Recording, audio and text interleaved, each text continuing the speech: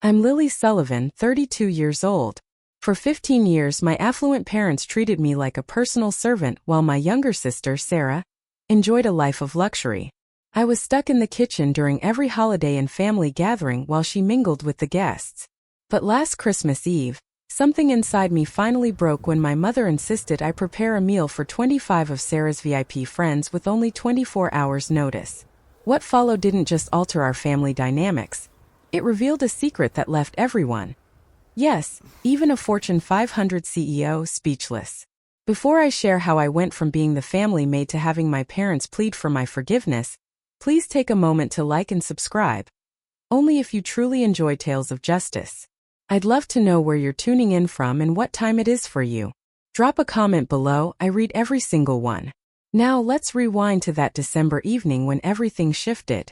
My phone rang as I was in my Manhattan apartment, meticulously packing my suitcase. It was my mom, and I knew this conversation wouldn't be pleasant. Christmas decorations sparkled everywhere back at our family home in Connecticut. I knew because I had hung them all since I turned 17. Lily, cancel whatever plans you have for tomorrow, my mother, Margaret, ordered without a greeting. Her voice carried that familiar commanding tone that brooked no dissent. What's happening tomorrow? I asked, continuing to fold my business blazer. Sarah's hosting her networking group for Christmas Eve dinner. Very important people, Lily.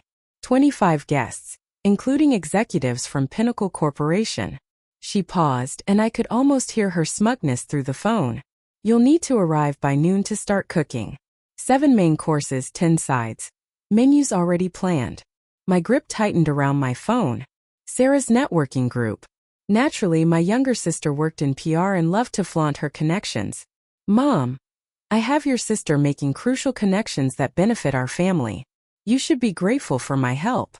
Her words sliced through me as they always did. It's not like you have anything else going on.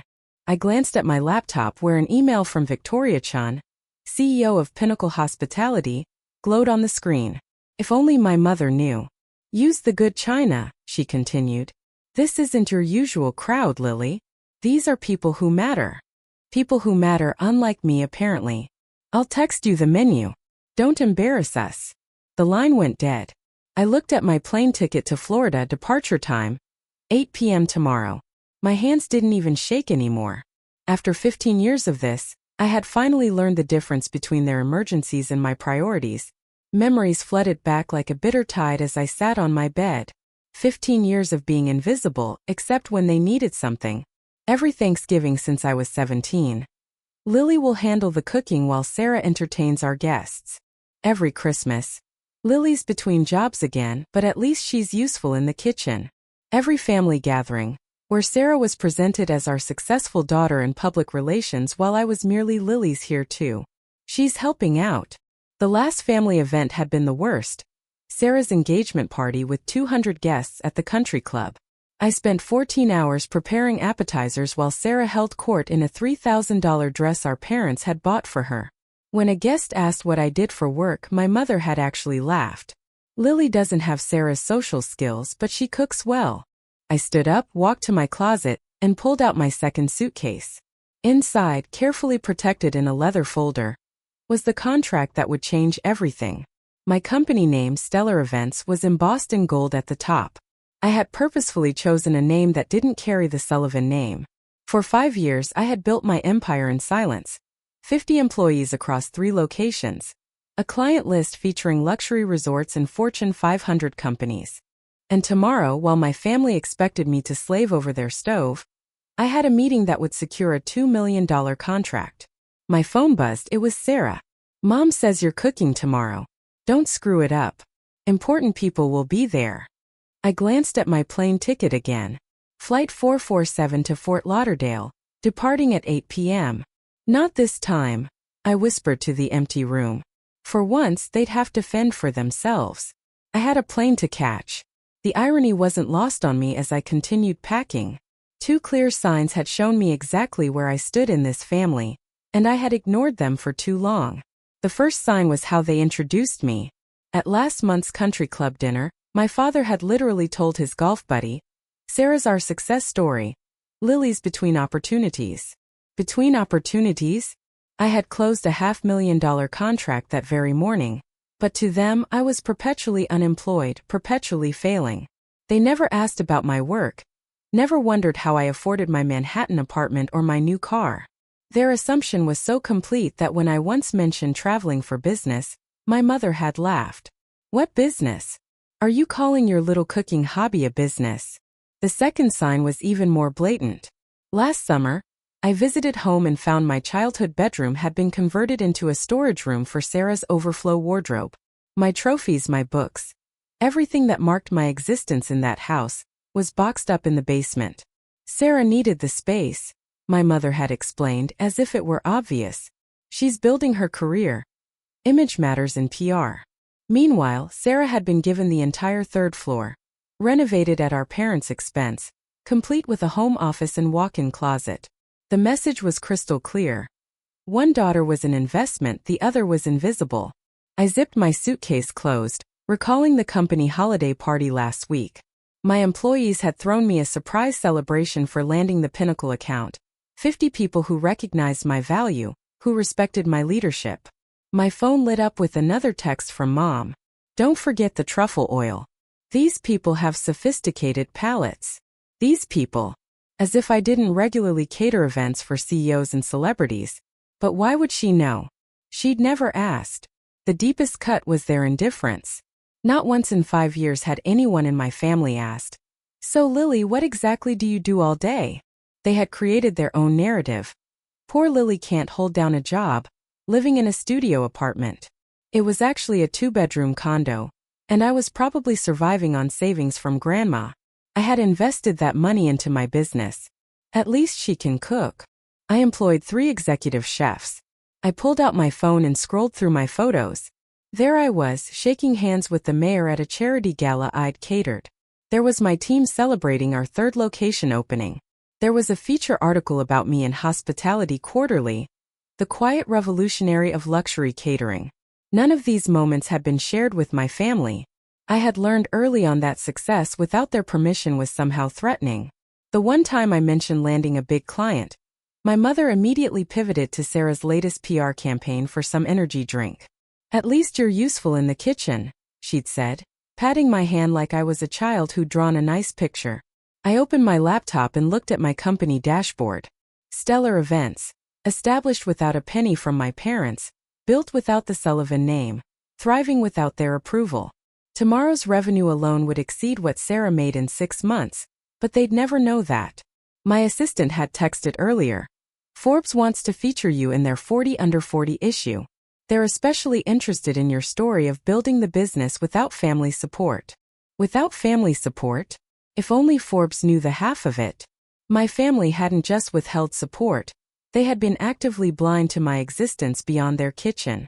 If you've ever felt invisible in your own family or been treated as if your success doesn't matter, you'll understand why I did what I did next. Drop a comment below. Have you ever had to hide your achievements from toxic family members? I read every comment, and it means the world to know I'm not alone in this. If you find value in this story, please consider subscribing. We're building a community of people who refuse to let others dim their light.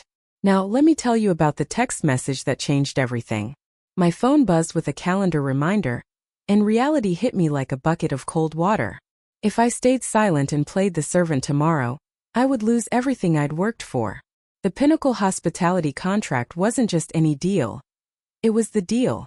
$2 million in exclusive catering rights to their 5 Florida resorts, and a partnership that would put Stellar Events on the national map. The meeting was set for December 26 at 9 a.m., non-negotiable. Victoria Chun, Pinnacle's CEO, had been clear. "I'm flying back to Singapore on the 27th. If we don't finalize this in person, the board will go with our second choice." Our second choice. My competitor, who had been circling this contract like a vulture. But it wasn't just about the money. 50 employees were counting on me. Maria, my head chef, had just put an offer on her first house based on the expansion this contract would bring. James, my operations manager, was planning to send his kids to better schools. This wasn't just my dream anymore. It was theirs too. I pulled up my bank statements. Yes, I was successful, but this contract would change everything. It was the difference between being a regional success and becoming a national player, the kind of opportunity that comes once in a lifetime. My phone rang. It was my CFO. Lily, just confirming you'll be at the resort tomorrow evening for the pre-meeting dinner with Victoria's team. I'll be there, I said, glancing at my packed bags. Good. Victoria specifically mentioned she's excited to meet the CEO, who built such an impressive company without any family money or connections. If only she knew how true that was. My phone pinged with an email from my mother. The subject line read, "Urgent Christmas Eve menu." My stomach twisted as I opened it. 7 main courses, 10 sides, dietary restrictions for 5 guests, wine pairings, dessert selection. The level of detail was staggering. She had planned every single dish, every garnish, every serving plate. Use the Waterford crystal and the silver with the monogram, she had written. These are important people, Lily. One of them is Victoria from Pinnacle Corporation. She could be valuable for Sarah's career. I nearly dropped my phone. Victoria. Victoria-chan was going to be at my parents' house. I quickly scanned the guest list my mother had attached. There it was, clear as day, Victoria-chan, CEO, Pinnacle Hospitality. My heart raced as I processed this impossible coincidence. The same woman I was meeting in Florida was expecting to be served by their unemployed daughter. Another text from Sarah popped up. Mom says Victoria-chan will be there. She's huge in hospitality. I'm hoping to pitch her on PR services. Don't embarrass me with your amateur cooking. Amateur cooking? I had just catered Victoria's company retreat for 500 people last month, though we had handled everything through my executive team. She'd never met me in person. I sat down hard on my bed, the weight of the decision crushing me. Stay and serve the woman who was about to make me a millionaire, pretending to be a failure, or leave and risk my family's wrath but secure my future. My Uber notification popped up. Your ride to JFK Airport is scheduled for 6:30 p.m. tomorrow. I looked at the menu again, then at my contract, then at my plane ticket.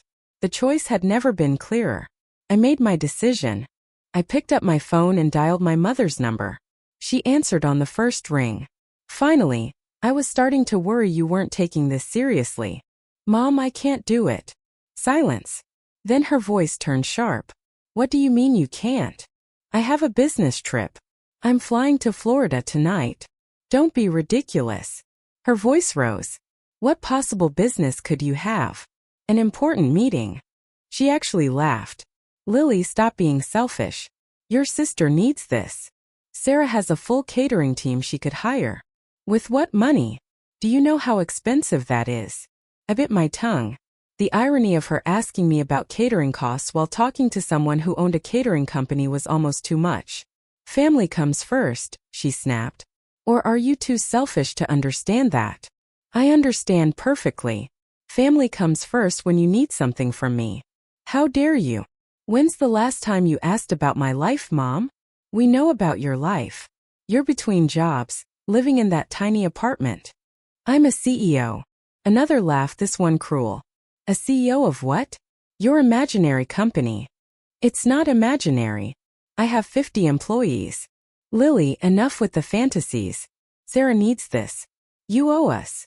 I owe you? We raised you, fed you, kept you in our home while treating me like hired help. You're being dramatic. What else do you have to do? Sit alone in your apartment on Christmas. I looked at my business class ticket. I have a flight at 8 p.m. Cancel it. No. If you leave, don't bother coming back. The threat hung between us, the same one she'd used countless times before. Usually it worked. Usually I caved. Then I guess this is goodbye, I said quietly. You can't be serious. I'm done being the family servant, Mom. I'm done being invisible until you need something. You ungrateful. I hung up. My hands were shaking. But for the first time in 15 years, it wasn't from fear or anger. It was from freedom. My phone immediately exploded with texts from Sarah. What did you just do? Mom's having a meltdown. Stop being so dramatic and get over here. I turned off my phone and kept packing. They'd figure it out. They always did when they had to. I turned my phone back on to set one thing straight. It rang immediately. Sarah, what is wrong with you? She screeched. Mom's calling all the relatives saying you've lost your mind. I have a business meeting on Christmas Eve. Stop lying. I'm not lying. This is about that stupid fight last month, isn't it? When Mom gave me your room. My room was converted to your closet years ago, Sarah. And no, this is about my actual career. What career? You cook sometimes. I own a catering company. Sure you do. Her voice dripped condescension. Look, I'll pay you to cook. How's $200? I almost laughed. My day rate for personal chef services was $5,000. Not that she'd ever know. This is non-negotiable, Sarah. I'm not coming. Mom will disown you. That's her choice. You're really going to ruin Christmas? Ruin my networking opportunity? Victoria Chun will be there. Then hire a caterer on Christmas Eve. Are you insane? No one's available. I walked to my kitchen counter where I'd left a notepad earlier. On it, I'd written 3 catering companies that handled last-minute emergencies along with their 24-hour hotlines. It was more than they deserved, but I wasn't completely heartless. I left a note on my kitchen counter with some numbers. I'm not driving to Manhattan to get your stupid note. Then Google emergency catering services. You're being selfish. I'm being professional. My business requires me to travel. What business? She screamed. Stop pretending you're something you're not. The Uber notification popped up. Your driver will arrive in 2 hours. I have to go, Sarah. If you do this, you're dead to us. I'm already invisible to you. What's the difference? I hung up and turned off my phone completely. On the kitchen counter, I placed the note with the catering numbers in clear view. Just in case they somehow came by, I left a copy of my business card, the one that read Lily Sullivan, CEO, Stellar Events. They wouldn't come. They wouldn't see it. But at least I'd know I tried to help, even as I chose myself for the first time. The plane lifted off from JFK at exactly 8:07 p.m., and I finally exhaled. Below me, Connecticut faded into a blur of lights. Somewhere down there, my mother was probably frantically calling every relative, painting me as the ungrateful daughter who abandoned family on Christmas. I pulled out my laptop and opened the Pinnacle contract one more time. There it was, Clause 15.3. CEO presence required for all strategic planning sessions. Victoria had insisted on that clause herself, saying she only worked with founders who were hands-on. My email inbox showed 17 new messages from Victoria's team, all confirming tomorrow's schedule, the pre-meeting dinner at 7 p.m., the formal presentation at 9 a.m. on the 26th, and the contract signing immediately afterward pending board approval. I clicked on Victoria's latest email. Looking forward to finally meeting you in person, Lily. I've been following Stellar Events' growth for 2 years. Your reputation precedes you. My reputation. If only she knew that the same woman she was about to partner with was supposed to be serving her dinner at my parents' house right now. A text from my assistant came through the plane's Wi-Fi. Forbes wants to know if they can mention your family background in the article. They're interested in the built from scratch without family support angle. I typed back. Tell them the article runs December 27th, correct? Yes, it goes live at midnight on the 26th. Perfect timing. By the time my family realized who I really was, the contract would be signed and the news would be public. I pulled up the draft of the Forbes article they'd sent for approval. The headline read, From Invisible to Invaluable. How Lily Sullivan Built a Catering Empire Without a Dollar of Family Money. The universe, it seemed, had a sense of humor about timing. The Pinnacle Resort suite took my breath away. Floor-to-ceiling windows overlooked the Atlantic, and a bottle of champagne waited on ice with a handwritten note. Welcome, Miss Sullivan. Looking forward to our partnership, Victoria Chun. I set down my bags and checked my phone. 47 missed calls from my mother, 18 from Sarah, even 3 from my usually silent father. I deleted the voicemails without listening. Instead, I opened my email to find something that made me smile. My PR manager had sent the final proof of the Forbes article with a note. They've moved you to the cover story. It'll be on every newsstand December 26th. A smile touched my lips for the first time all evening. The timing was nothing short of poetic. I spent the next hour preparing for my dinner with Victoria, reviewing every detail of the proposal one final time. My phone, now on silent, continued to light up with calls from Connecticut. I ignored them, my focus absolute. This was my moment, and I wouldn't let their chaos dim my clarity. At 7 p.m. sharp, I walked into the resort's private dining room. Victoria Chun was already there, a commanding presence who stood to greet me with a firm handshake. Lily Sullivan, it's a genuine pleasure. I've heard incredible things about your operational precision and creative menus. The pleasure is mine, Victoria. I've admired Pinnacle's growth strategy for years, I said, my voice steady and professional. We sat, and the conversation flowed effortlessly from market trends to sustainable sourcing. It was a meeting of equals. Halfway through the first course, Victoria paused, tilting her head slightly. You know, it's the strangest thing. Your name sounded familiar when my team first recommended Stellar Events, and it just clicked. I'm attending a Christmas Eve dinner tomorrow in Connecticut. The Sullivans? Any relation? The air stilled for a fraction of a second. I took a sip of water, choosing my words with care. Yes, that's my family's home. It's a small world. I offered a polite, professional smile, giving nothing more away. Victoria's eyes held a glint of sharp curiosity, but she simply nodded. Indeed it is. Their daughter, Sarah, was quite insistent I attend. She's hoping to discuss PR representation.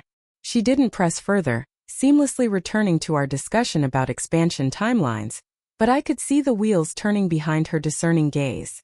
The dinner concluded with a clear path forward. We agreed to meet at 9 a.m. sharp to formally sign the contracts.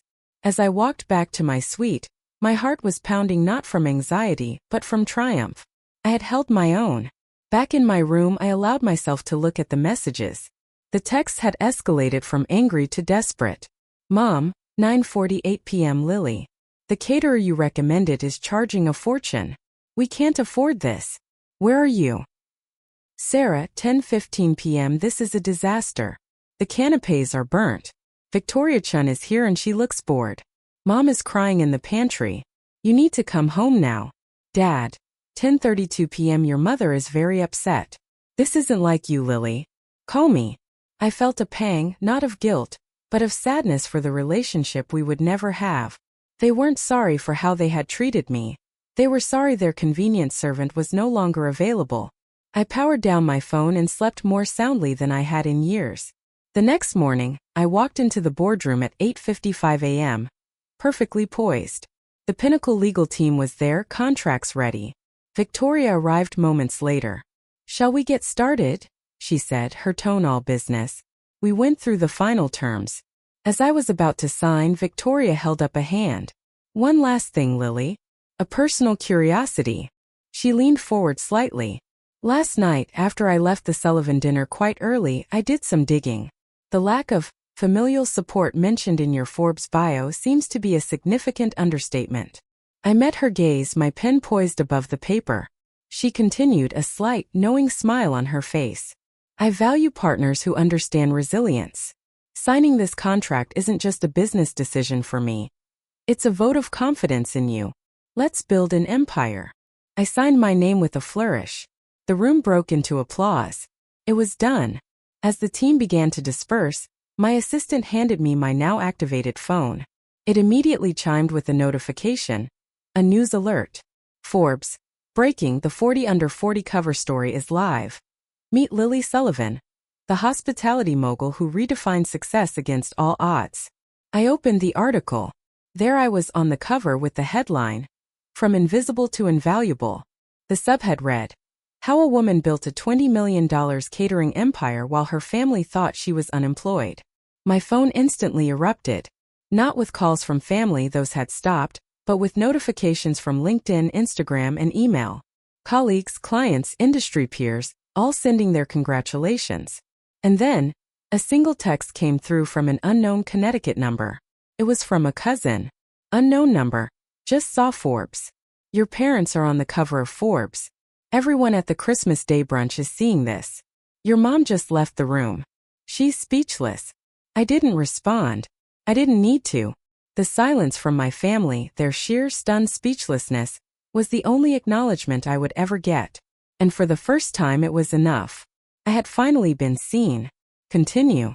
The quiet in my suite was profound, broken only by the soft hum of the air conditioning and the distant, gentle crash of waves. The congratulatory notifications on my phone were a steady, quiet pulse.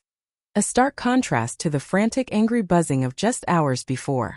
I placed the phone face down on the lacquered table, the silence from my family louder than any ringtone.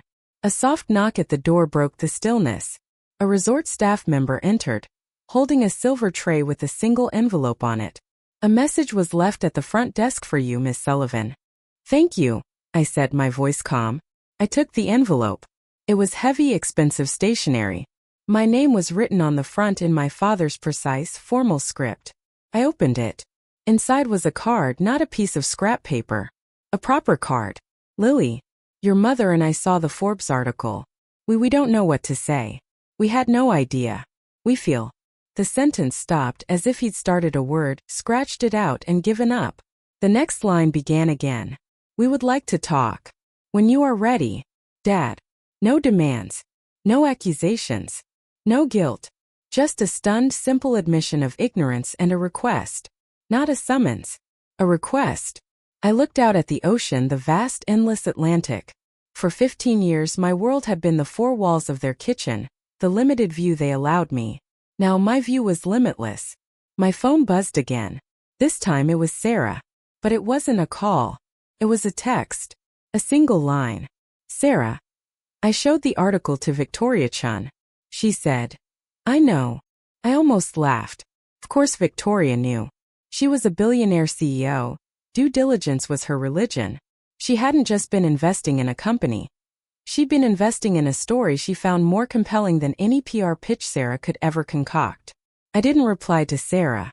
I didn't call my father back.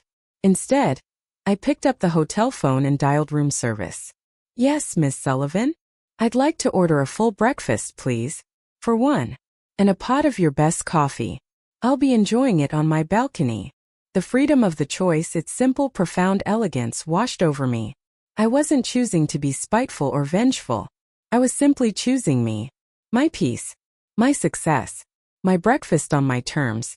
As I waited for my food, I opened my laptop and drafted an email to my entire company.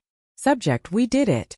Team: as of 9:17 a.m. this morning, the Pinnacle contract is officially signed. This is a monumental win, and it belongs to every single one of you. Thank you for your tireless work and belief in stellar events. Please take the rest of the week off with pay. You've earned it. Let's reconvene in the new year, ready to build the future together. With gratitude, Lily. I hit send just as a knock announced my breakfast. I wheeled the cart onto the balcony myself. The sun was warm on my skin, the salt air fresh and clean. I poured a cup of coffee and took a long, slow sip. I was no longer the invisible daughter, the family servant, or the woman hiding her light. I was Lily Sullivan, CEO. And my story was just beginning. The rest of the day was quiet. I took a long walk on the beach, the Forbes article and my father's note tucked away in my mind, acknowledged but not all-consuming. I was no longer defined by their perception of me. The validation I had craved for so long had finally come, but it didn't feel like I thought it would. It wasn't a roaring triumph. It was a quiet, steady hum of contentment. The deal was signed. The truth was out. The world knew my name. That evening, as I was preparing for a solitary, well-earned dinner, my phone lit up. It was a video call request. From Maria, my head chef. I answered, expecting to see her face. Instead, my screen filled with the familiar backdrop of our flagship kitchen. Dozens of my employees were crammed into the frame, beaming. Maria was in the front, holding her phone. "We got your email," she shouted over the cheerful noise. "We're at the holiday party you planned for us months ago, and we had to say we're so proud of you, boss." A chorus of cheers and applause erupted through the speaker.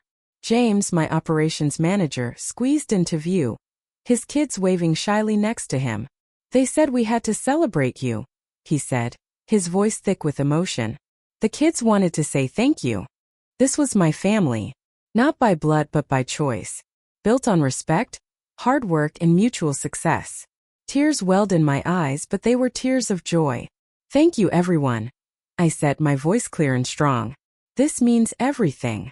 After the call ended, I sat in the renewed silence, a profound sense of belonging settling over me.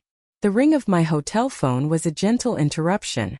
"Miss Sullivan, a package has arrived for you at the front desk. Shall we send it up? Please." A moment later, A bellhop arrived with a stunning orchid arrangement. Nestled among the flowers was a card. Lily. A reminder that the most valuable connections are often the ones we build for ourselves. Looking forward to our partnership. Victoria-chan. I placed the orchid on the balcony table next to my breakfast tray.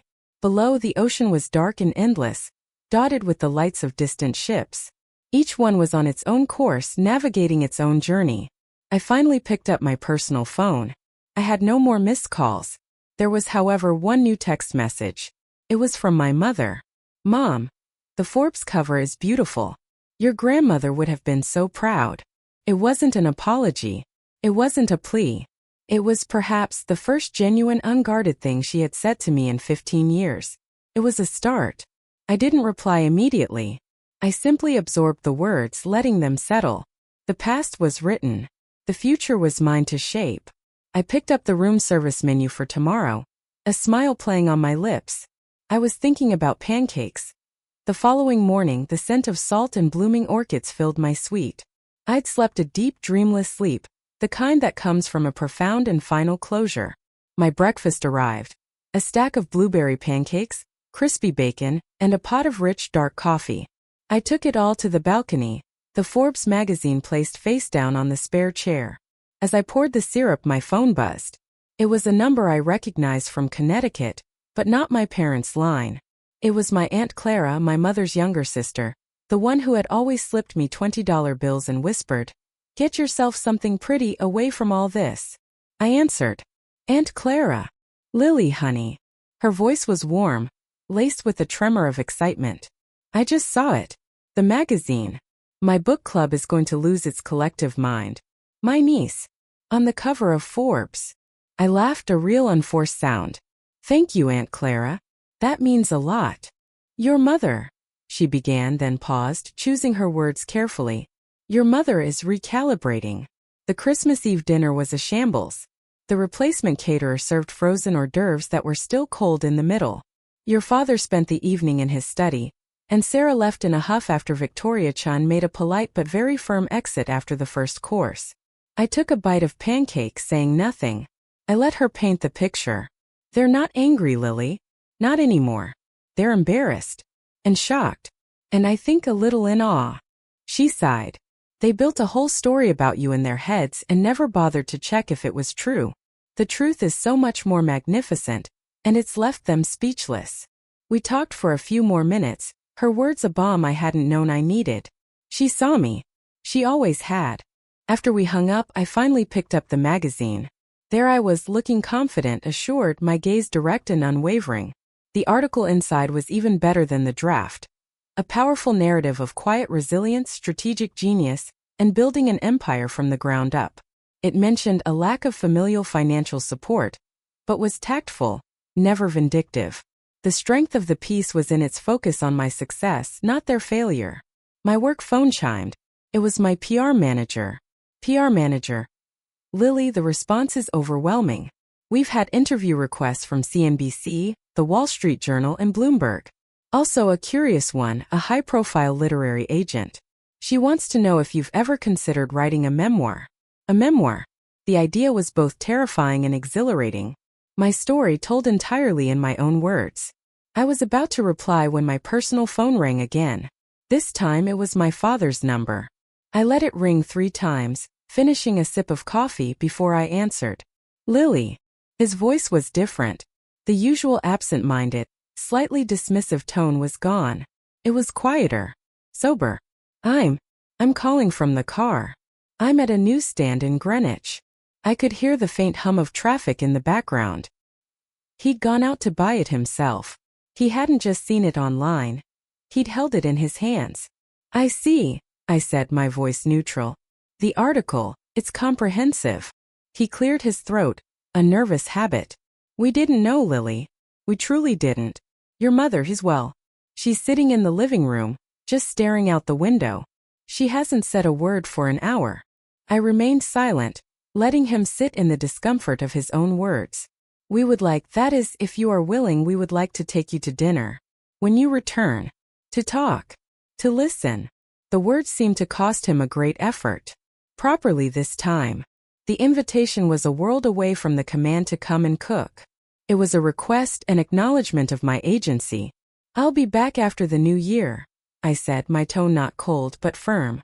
"My schedule is very full, but I'll have my assistant check my calendar and see if I have an opening." The pause on his end was profound. I could almost hear the paradigm shifting, the understanding dawning that he was now speaking to a CEO who had an assistant and a packed schedule, that he needed an appointment with his own daughter. "Of course," he said, his voice barely a whisper. "Of course. We'll wait to hear." We said a stilted goodbye. I ended the call and placed the phone back on the table.